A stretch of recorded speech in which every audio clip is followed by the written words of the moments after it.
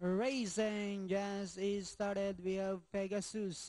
Break quickly at the start. Green lane moving up on the outside. Diamond Luster. Master's Degree. Then next on is Firefax Mahogany. While Bonita Blanca is the early trailer and going along for the first turn.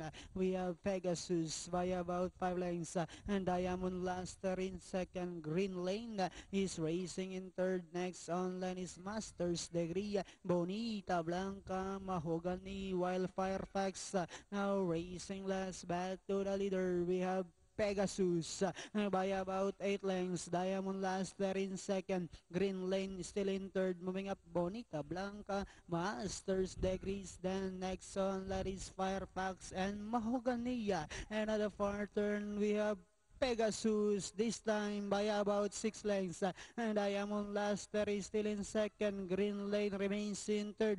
Firefax, Bonita Blanca, Mahogany, while Masters Degrees is still racing last as they swing for home. We have Pegasus by about 6 lengths. Moving up for the outside green lane. Diamond Luster, Firefax, last 100 meters. We have Pegasus, followed by Green Lane on the outside, and finally from start to finish, it's Pegasus.